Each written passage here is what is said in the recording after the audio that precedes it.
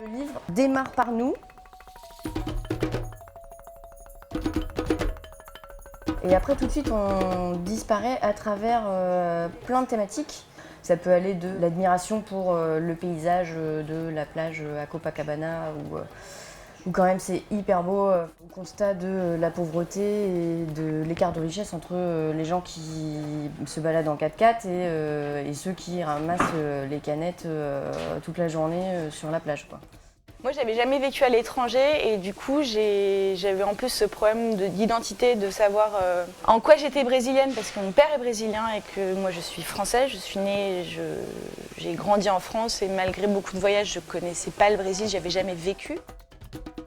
En plus de ça, à gérer avec des problèmes au quotidien où tout est extrêmement compliqué, tout est extrêmement cher.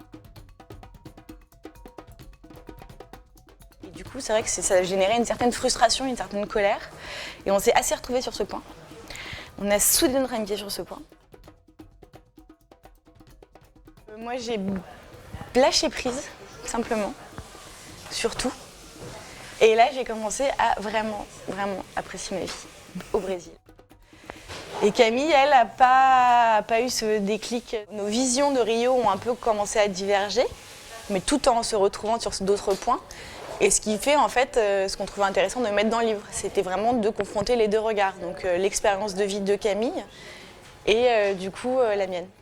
J'ai beaucoup souffert d'être spectatrice des inégalités que je voyais au quotidien au Brésil et j'avais l'impression de ne pas savoir, que je ne trouverais pas forcément ma place.